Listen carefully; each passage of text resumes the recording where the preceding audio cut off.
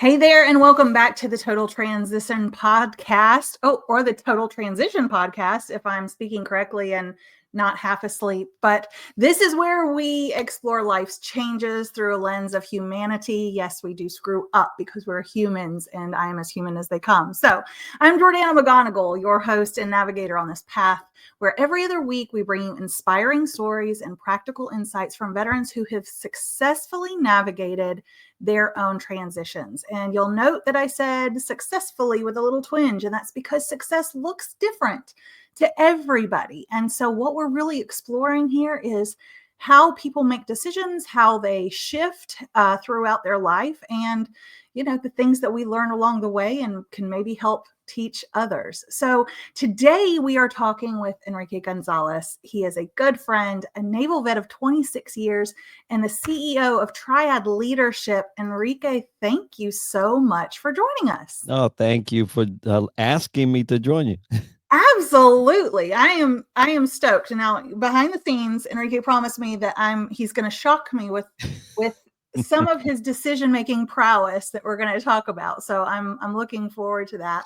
And Enrique, you've got a ton of accolades. I mean, you're on the power list of the top 200 thought leaders, top 30 global gurus. I mean, you've got just a list of stuff. So I'm really excited to hear kind of what you're bringing us today. But what we want to do is go back, right, to the beginning. So in this case, we're talking about transition and change, and that looks a lot of different ways for a lot of different people.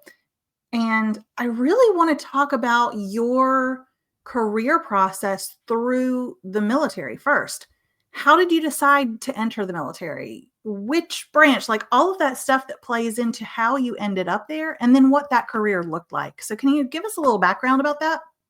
Yeah, certainly. And so you mentioned change, and change was what drove my decision to join the military. So I was a 17-year-old in the Bronx going to DeWitt Clinton High School.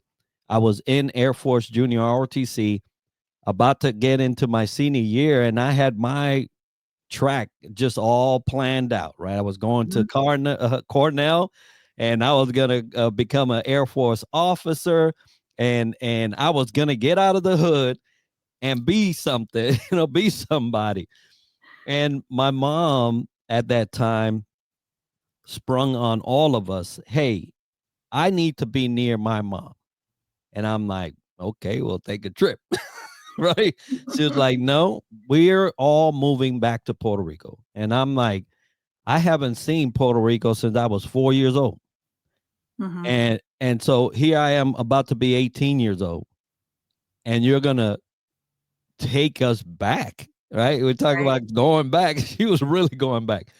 So that caused such a huge anxiety and trial in my life, because there I had a planned out, well thought out plan for my future, and in an instant it was evaporated. Mm-hmm. And so here we are, Puerto Rico. If you've ever been there, you think it is paradise. If you live there, you know it's paradise with trials. And so we're up in a mountain in a barnyard type of house. It was just devastating, to say Mm-hmm. the least. And so I spent that last year there, graduated from high school there, was very dissatisfied and disgruntled and just depressed. And I just had to do something. And Right. I knew that the military was my goal. So I went to the recruiter. I said, look, the moment I graduate, I want off this island, and I want to get back on track, even if it's enlisted, because I know that that's my, destiny. Mm-hmm. And so I go to the Air Force recruiter, which was, that was my my choice. And they said, "Oh, bro, you're 5 points away from us being able to even talk to you." And I'm like, "What? 5 points?" Oh my goodness. And they wouldn't. I was like, Mhm. waivers? What's going on? The office right next to it was the Navy. And so I went from that office, I went to the next one. I said, hey, Air Force don't want me. They say that I don't even meet their standards. What can you tell me about this ASVAB? And they looked at it, a recruiter, he went through it. He says, they didn't want you. Okay, well, we're glad to have you. And oh, by the way, there's a school that's opening and you meet the qualifications. I said, well, what school is that? Meteorology and oceanography. And I'm like, the Air Force didn't want me. What's wrong with that? I said, well, shoot, when do I leave? And they say, you have to wait. It's a delayed entry, but you can be guaranteed. Boom, boom, boom, boom. And I remember asking the recruiter this. I said, is it an air conditioned spacer? Because I can't stand the heat. The important things. All right, let's Sign talk my life away for an air conditioner. air conditioner. And he said, it sure is, because they work with computers. It's always air conditioned. I said, well, sign me up. The important things in life. Yep. Right, here we go. But, I say that because a lot of our decisions are based on our environment. And now this decision actually worked in my favor, right? But a lot of times we decide based on our environment, and it may not be the best thing. And so I focused on air condition, right? But it happened to be pushing me into a place where I would eventually excel. And it's important for people to understand that even things trivial like AC is a important thing for people. And so when I got into leadership, and I'll talk about this later, I realized that being a leader is not just, barking orders and things, is being in tune with the people and what's important to them. And I'll tell you that recruiter, I still talk to today. Oh, wow. I still talk to my company commanders from when I was in boot camp. Mm-hmm. And so anyway, so I decided, and there I go. I go to from an island to the frozen tundra of Chicago, of Illinois, Champaign-Urbana, in the middle of winter. And I was like, oh man, I think I made the wrong decision. And that whole trajectory, it was troublesome, right? Because I was a youth that already had challenges, was trying to find his way around the world, trying to, get into this. I went enlisted. I wasn't too happy about that, but I knew that my main goal was met. I was off the island, and on to, the rest of my life. Mm-hmm.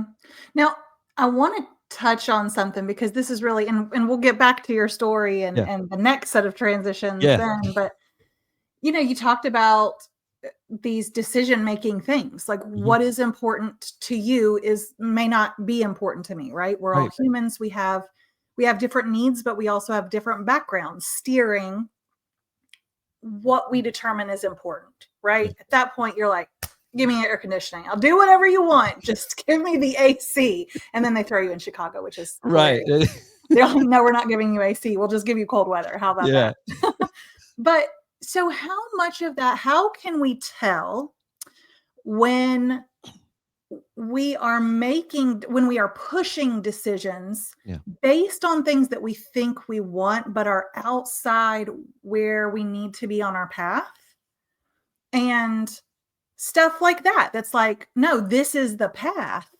And it just so happens that they're also going to give me air conditioning. They're also going to give me what I want, right? How do we start determining the difference between pushing an agenda to try and get something we think we want versus being on a path and accepting the things that come along that path?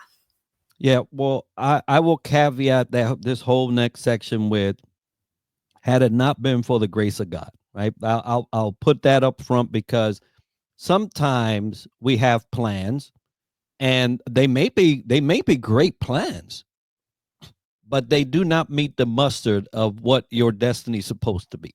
Mm-hmm. Right. And so that's why a lot of people go, oh, I'm good with numbers. Let me go into accounting. They get there and they're like, what did I do? Yeah. Right. Let me go to this college. I'm going to get a political science degree, and realize that you'll never use it because you need a doctorate to Mm-hmm. even make a dent on a political science type of career. So, you know, have your plans, right? And I had mine. Mine was an exit plan. Normally, people Right. don't start with an exit plan. It started with an exit plan. So I was kind of like backwards. I was working my way backwards, although I was trying to move forward. If that Mm-hmm. even makes sense.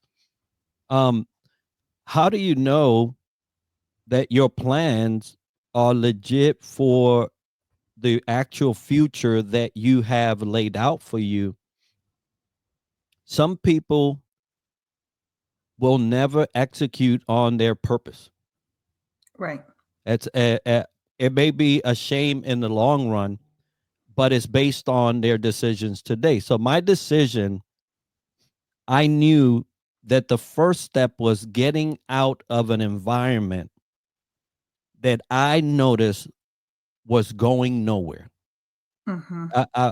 Jordan, I have gone back to Puerto Rico. It's been over 30 years, and that neighborhood looks, if not the same, worse. Right. So imagine if I had stood, right? I don't even imagine because that was not my cards, right? But that's what that first initial step did. It took me and put me on a course that was moving forward. Was it forward, 18 degrees? Was it forward 90 degrees? Right. All I knew is that decision will put me on a path forward. I could adjust as needed Mm-hmm. to get me back on a track where I thought that this was going to be. But if I was to be honest, the 26 years, and we'll cover some of that, the end of the 26 years was not what I had planned, Mm-hmm. right? But I got there nonetheless, right? So you have to be careful to make decisions that will put you on a forward moving trajectory and nothing else. Right. If no matter what your plans are. Yeah. So let's talk about that. Mhm. 26 years in, right? Which I'm sure, obviously full of promotions and ups and downs and Oh, yeah. changes. What was that career like? And what was it that finally got you to the point of saying, okay, my time here is done, right? Because that's a hard decision for a lot of people is, do I stay or do I go? Right. And, I got another contract in front of me and, I'm kind of tired of where I am, or I love what I do, all of that kind of stuff. So how did your career kind of shape within the Navy? And then how do you get to that point and how do you make that decision of it? I've done my time. It's time to move on. Yeah. Well, I'll start with the end. That decision was made for me, or else I would have still been in Right. 30 something years later. Um, so that decision was made for me. I'll end with that. I'll start with that, but end with that. So the journey itself was tumultuous, to say the least. My first 3 years were plagued with feelings of discrimination and I'm being bullied, things like that. Mhm. Um, uh, I was in a field that did not see a lot of people my color. That's just it. And so, not that the majority of the people treated me anyway, but the key figures in my trajectory in my life, the people that actually had an opportunity, leadership, that had an opportunity to set me up for failure or set me up for success, chose failure. Mm. And so my first 3 years was a struggle. My first 6 years were an adjustment, trying to handle family issues with the obligations for the Navy and the struggle there, unsupportive household to my career. It was just a chaotic first 6 years. By midpoint, and I think that the only thing that during the first 10 years, let's say the first 10 years of my life, the only good thing that actually was it was stable was that I was on Oahu, Hawaii. Oh. that, that was the only thing that was going for me, right? Mm-hmm. And so I get to midpoint career. I am now on Navy vessels, aircraft carriers, frigates, and destroyers and amphibs, and so I'm out of the element that was holding me back the first 10 years, Right. and moving into more of an exploratory. Man, this world is way big, and so the last 10 years and 16 actually were great. I thought they were great, and Mm-hmm. so as a young man leaving an island, trying to make his way into the world, trying to figure out what way to go, found a good the profession of meteorology and oceanography. For those that don't are not aware of STEM and its uses and stuff like that, that's a great career to go into. It actually allowed me to explore way more of myself than I would have if I thought I did it in any other field. Mm-hmm. So I get to that point where things are going well. I'm on sea duty. I'm part of the pre-commissioning unit of the USS Iwo Jima. Love the ship, love the camaraderie, love the seagoing aspect of the Navy.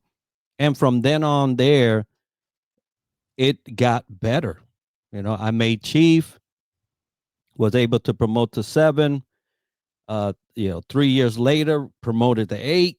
And so Mm-hmm. now I'm like on my last, promotion, but a friend, a brother, I say brother 2 times because he was a brother as a chief and a brother in his acting towards me, said, "Hey, Enrique, I know you made it up there, man. And we're so happy. Uh, but this next place you're going to, I've already heard." So he was in conversations or hearing conversations that you're getting put there so that you can die off, man. So you could stop going higher. And I'm like, what? He goes, you're not gonna see, you're not gonna see 9. And I'm like, what in the world? How how could you already know that?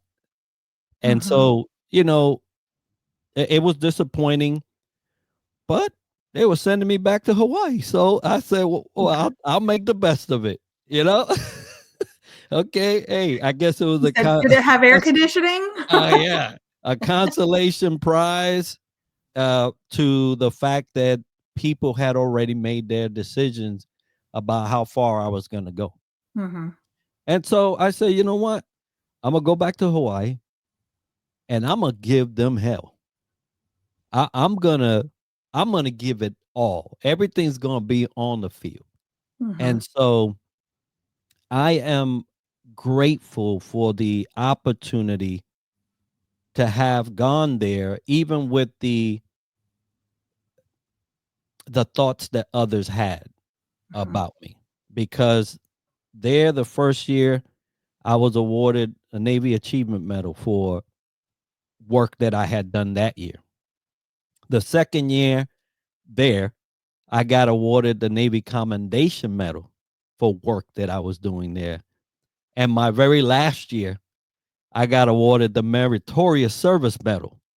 I got 3 medals in 3 years because I refused to go down like a punk, like you must say, Right. I refused to go down like a punk. And so no one in my whole claimancy, my whole community could ever say that they did something like that. Mm-hmm. So what happens is I get notice. I did not make 9. And so now I had 6 months to separate from Right. the military.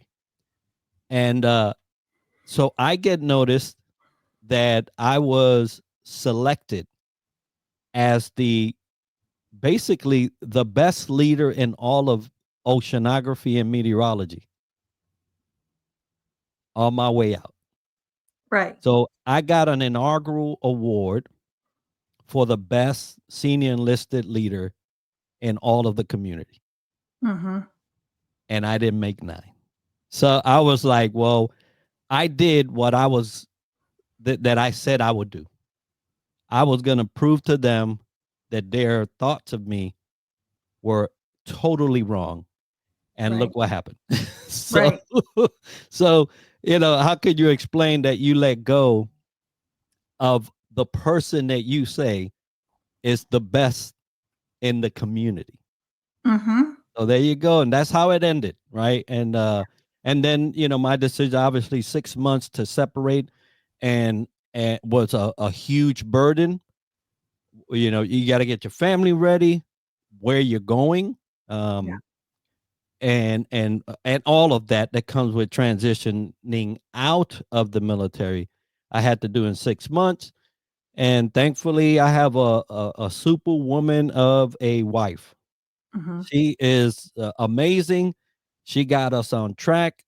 We left the service with no debt, with plenty saved. I mean, in 6 months. Yeah. So, it ended, and with feelings, but I knew that my future after that was going to be good. Yeah.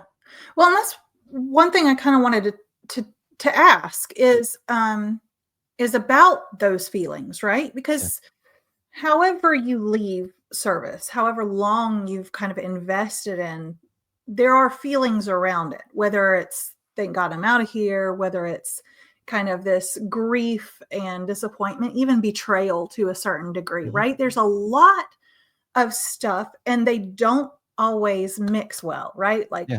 oh, I hated my time in service, but I don't want to do this, right? Or I loved my time in service, but I'm really excited to get out, or however that looks. And on top of those feelings, we're also putting situational things. Oh, I have to move. I have to get out of here, and we've got to figure out all the details, and I can't just sit here and basically mind my own feelings, right? Right. So how does that play out? And what are some of the things that you kind of had to deal with while also doing all the logistical, physical things that come along with that transition? Well, I mean, I'll tell you, I was telling the story. My heart is beating like crazy. Yeah. You can't separate the feelings from the moments. It's just even recounting it is like going back to it, and you feel these things. So yeah, that betrayal. Oh my Lord. First betrayal I felt from the community, and then I felt like they were trying to, you know, gloss it over Right. with an award on the way Let me out. show you the shiny things. Shiny. Yeah. But then then out when you get out, you ask my wife. I was I felt like the Navy entirely betrayed me, Hmm. because when you get out, you're out. I mean, that's it. Yeah. And you get this letter and you get a certificate, and in the mail, hey, you're no longer on the active list. And you're like, holy moly. Yeah. Because while you're in, you're banking on this history that you're building, right? And then that it closed. And when the military closes that chapter on you, it's closed. Yeah. And so I had to deal with this sense of betrayal or abandonment. I felt like I was abandoned, right? Um, but you quickly realize that so the thought that got me right, if I could say that, was, hey, Enrique, you started a civilian. You was not military all your life. Mm-hmm. You got into, and now you're out, bro. So try to figure out what that civilian, or try to remember what that civilian life was like. The only thing is that when you're a civilian prior to the military, you're a youth. Right. You're not an adult, right? So you don't know what You adulting don't, is. yeah. The real world is The real waiting. adulting. Yeah. You don't know what that looks like. So there's no reference point. So Right. that's why I think that we have such a hard time transitioning and becoming acclimated with the world, is because we don't have a reference point. Right. And so even if we had a program that get you kind of like acclimated, it's still brand new, Mm-hmm. because you can't say, oh, you remember when you was 29, you wasn't in it. No, by the 29, you're halfway through your career, Right. right? And so what I had to do was seek help, right? This I needed help in the military, and you need help out of the military. And so I started connecting with people via LinkedIn. There was in the local community. I started re-engaging what would look like my tribe now, right? Who is that? A lot of them don't have a military background, but they like to hear about it, right? So they welcome you. You listen to their stories. A lot of the things that they go through, I thought was I thought my trajectory is tough. Right. A lot of things that the civilians have to go through in their work history, Mm-hmm. good three quarters of it is illegal, right? And so you're like, oh well, shoot. I mean, yeah, I had thought I had it bad, but this is crazy, Mm-hmm. you know. Um, and so you realize that both side has challenges, both sides have growing to do, both sides are trying to figure it out. And so you're not alone. Then you realize, oh, okay, well, yeah, I may have a military background, but I'm not alone as a human being in this life. I mean, I was on base, they were in corporate. That was the only difference. And so you start to say, okay, well, maybe this is not as a huge transition as I thought it was. This is just getting acclimated to life Mm-hmm. as a human. Right. And so sometimes we like to just put our hat on the fact that, oh, well, you don't know what it is to be a service member. And yes, I was working 18 hours Monday through Sunday Mm-hmm. when I was out at sea. So I don't know any civilian working 18 hours Monday through Sunday. Mm-hmm. Um, but they may have had to go on a trip for their company, and they didn't see their family as well. So it's similar sometimes in some things. Yeah, they're not running around knocking doors down, shooting at people, getting shot, and all that. But the police force does, right? Mm-hmm. So yeah, or any of the armed branches that they have in our government. So we're more of the same than we are different. Right. And so once you realize that, you start to digress from some of the feelings, and you start saying, okay, well, it's time for no excuses. Let's get some results here, bro. Yeah. Right. Right. At some point, you have to just move, Yep. right? And I think almost to a default, when we look at the veteran community, it's almost a reversal of, I'd rather just move somewhere forward Yep. than deal with how I feel, or really inspect that, or really get into it. And spoiler alert, they just come with you. Like, all the feelings just kind of piggyback on. They will come up eventually, but Yeah, just talk about it, right? And then poop, there it goes. Right, exactly. But I think that's a really fair assessment is I was personally not in service. I don't know what it's like to be shot at or have to leave loved ones behind for multiple months on end or years on end. I don't know what those things are like. However, the things that I learned in the time that I wasn't doing that are also things that can be valuable. And I think kind of that embracing of we're all humans, we're all going through change all of the time. Mhm. And change doesn't discriminate, right? Your transition out of the military, someone else's divorce, someone else loses a child or a parent, or there's always change happening.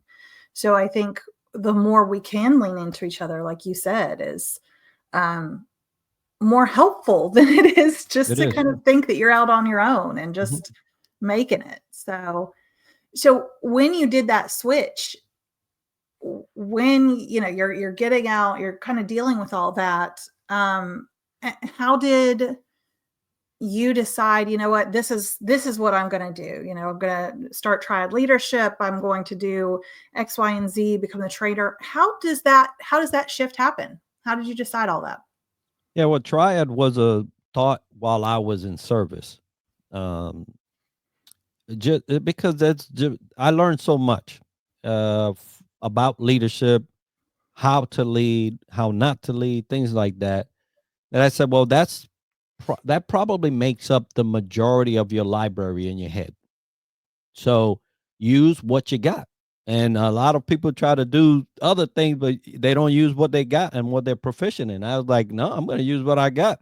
I don't Yeah. got time to go and try to reinvent this thing. What do I have that's still worth sharing, that others will benefit from, and that I can make a business out of, right? Because now I have to do this thing.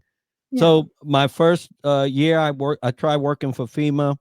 That didn't work out. I just happened to get in when there was nothing going on, which is a good thing, but not a good thing if you're in FEMA, right? Because you don't Mhm. respond to nothing. So I said, okay, well, I can't do no dead space. I haven't got no time here. And Mhm. once you get out, you realize that the time is different.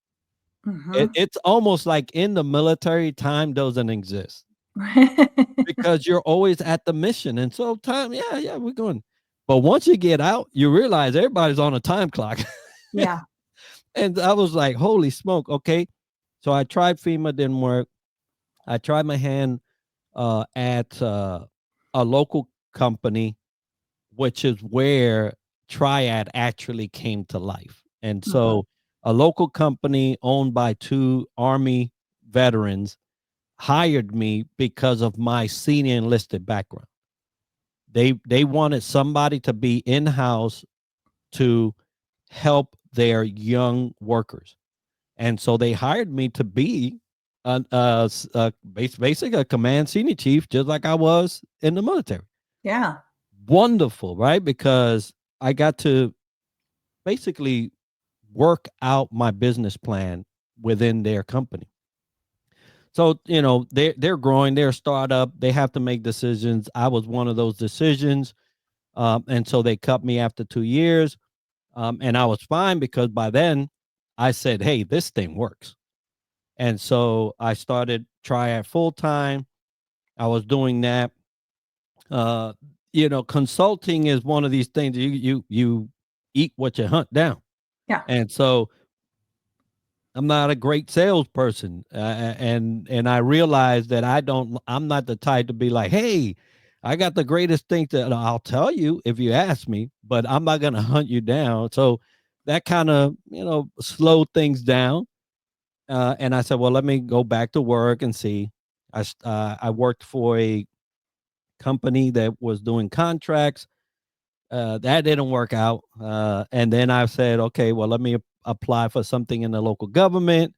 After 7 months, that didn't work out. And I realized that the things that did not work out were all leadership, tied to leadership. And I said, hold up. If I'm a leadership developer and I can't put up with that stuff, How are people that don't even know of the how are they going to put up with that stuff? Mhm. And so I said, well, I'm going to do full-time triad. And then I started different things. And so that's going on better. And so that's really what drove me to my own business, apart from the realization that I was not comfortable pimping out my life no more. Yep. It just didn't sit right. It's like, hold up. I'm turning in an hour of my life. I'm lucky. I'm lucky that I'm living right now. Mhm. And I'm going to turn that around and pimp it out to somebody that could care less about me. They just want my service. And then I'm going to feel good about that. I said, no, I'll pimp it out to myself. How about that? Mhm. Because I know how much it's worth. And then I will only pimp it out if I feel that the return is worth it. Other Right. than that, I'm gonna enjoy my life. And so not everybody can do that. I understand. I'm in a different position than a lot of other people, but there's something about that dialogue within you that kind of puts you in a position of like, hold up now. I need to truly value who I am, what I bring to this world, and what impact I have, and not be so quick to turn Mhm. in my life for a couple of dollars. Yeah. So that's how that went. Well, and I think that I think it's a great goal for everyone, realizing that it takes a high degree of privilege and blessing to be able to Yeah. say, "No, sir, I'm not gonna do that job. Mhm. No, sir, I'm not gonna," Yeah. that kind of thing. Um, but there is, I think, a point in life where you look and you say, "What have I done?" And if all I have done is spent my time, my energy, my life to pad pockets for someone else, right? Like Mhm. whatever that looks like, there's a point I think where we realize that's not enough, right? And I think everybody hits that. Oh yeah. That is not enough. It is not enough for me to spend one more minute of my life not doing what I'm here to do, right? And your job as a human is not to basically make other people more wealthy or look better or anything like that. So, um, where it does take, I think, great degree of privilege to say, no, I'm not going to do that job or this job, I think there's still an argument to be made for you may still have to take that job, but what else are you doing in your life to make it worth that hour? What else are you doing to make the next year feed you as a human rather than just looking back on it and be like, well, I worked for that guy for X hours and I made this much money, right? So, and I think you mentioned it when we were talking earlier, is it comes back to a legacy, Mhm.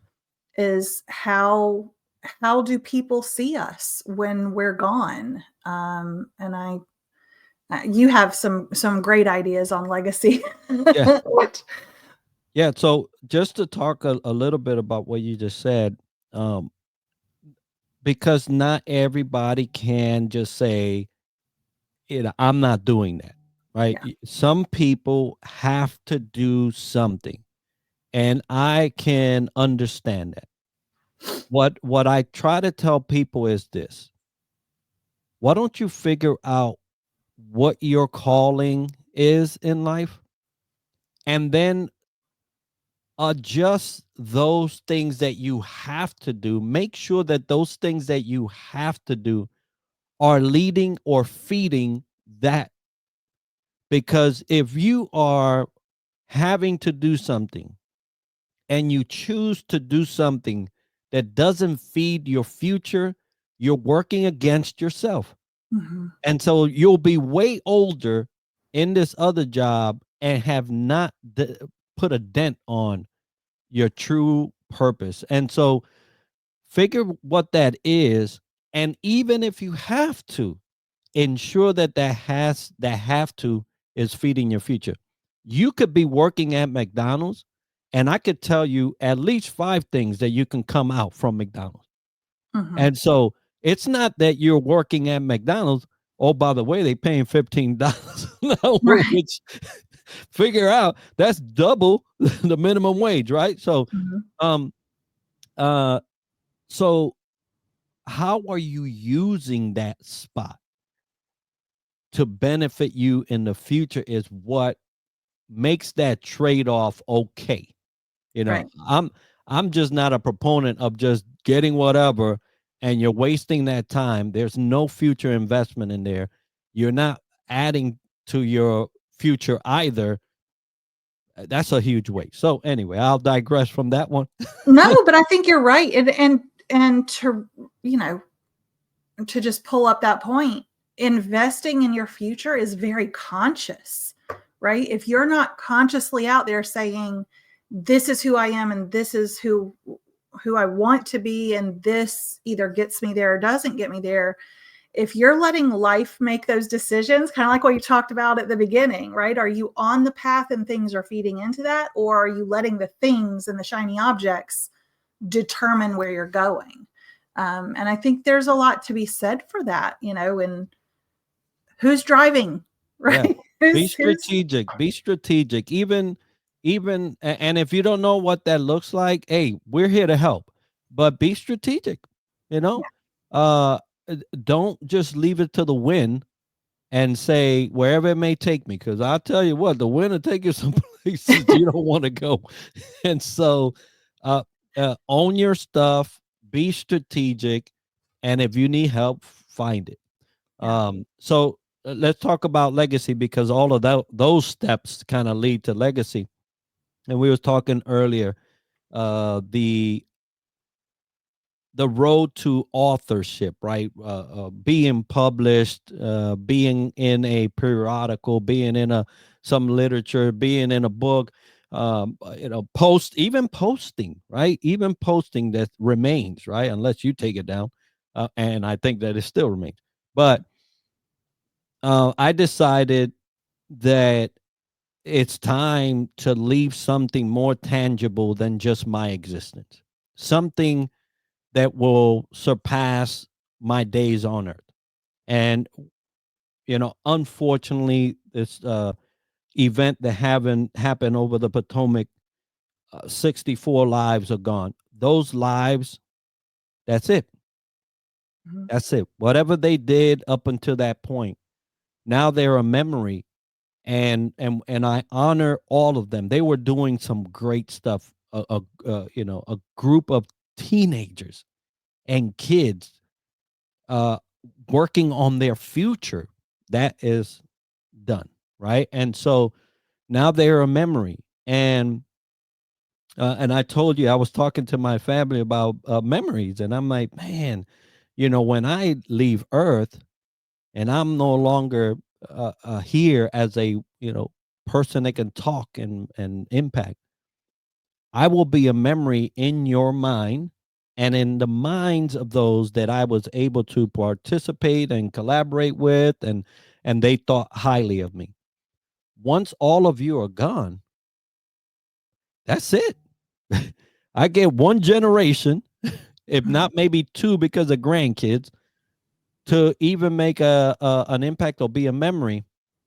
I said, I can't. I'm not satisfied with that. That's just not it.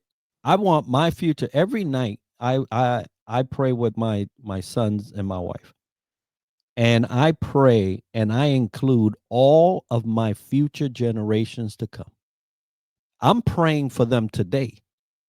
They'll never know it, but they'll know it if I write it and I publish it. And then, 100 years from now, when one of my descendants picks up a book, let's see what great grandpa Enrique said. They'll realize that, holy moly, he was praying for me. He had me in mind before I could even realize that he was. And so I decided to get into contributing in books, being published, writing articles, uh, uh, and now coming up on my first actual published work. That's mine. It's a project that's mine, and it'll be coming out, I believe, in April or so. But another collaboration with others, except that I'm Mhm. leading this project, and this is how you allow the rest of the generations to come to even realize that you existed.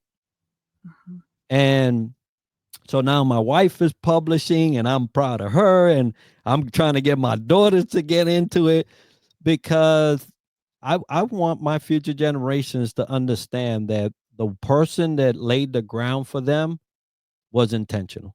Mhm.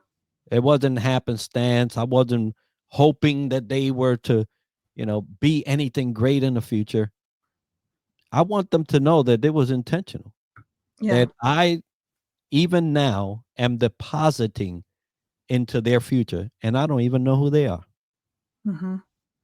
And so what does that look like? Because there's a lot of people who I think maybe they're not the ones to write the book. They're not the ones, but I think leaving a legacy is critical, or the idea of what is my legacy, because then it drives us to make different decisions, and it does drive us to look beyond ourselves, beyond, well, this is my lifeline and this is the stuff I'm going to do, into a lens of who does this affect, who does this benefit in the future.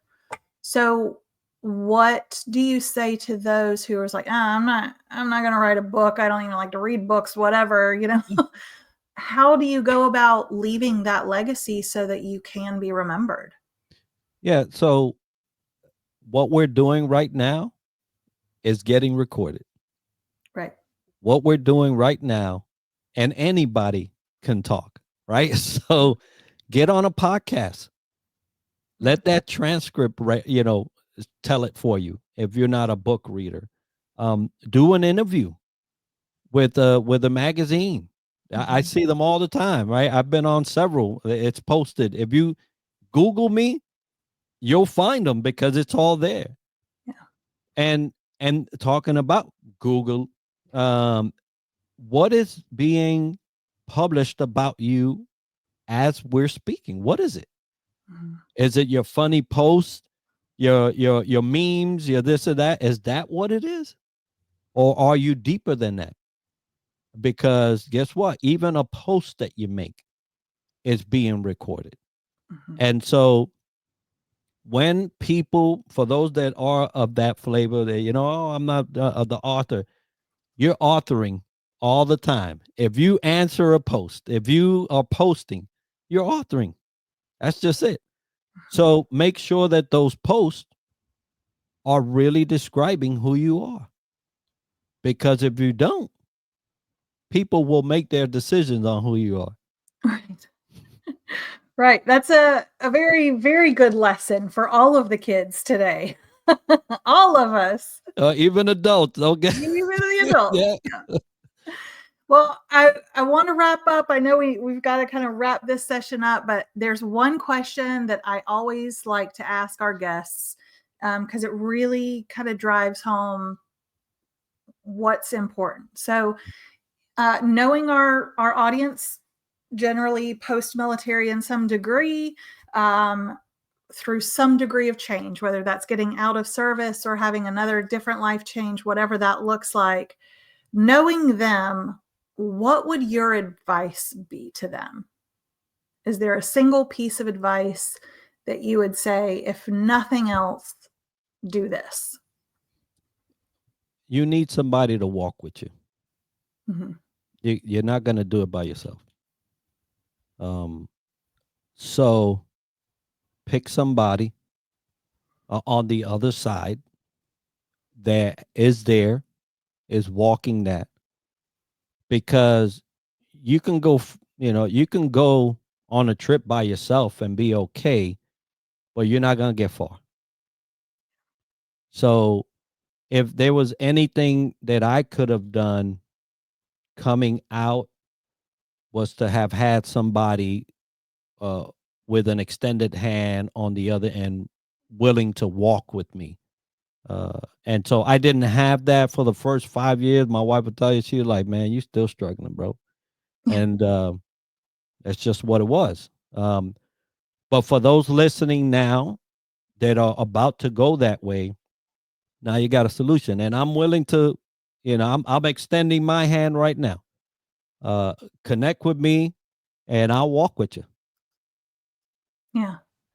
I think that's absolutely critical. A great piece of advice. So, guys, if you're listening, if you're watching, you've got a way to connect with Enrique on LinkedIn right below in the bar. But otherwise, check him out. Triad Leadership. You can find him, like you said. Just Google him and you'll find him. Right? What a place to be in. I know. Well, Enrique, thank you so much for your time. I have really enjoyed just kind of hearing your story and talking about the different ways we move forward, right? And how we get to the next steps in our lives. If you're listening here, find us. We've got upcoming issues. You can find us on YouTube, anywhere that you hear podcasts. Definitely connect with our guests, connect with us online. We would love to see you there.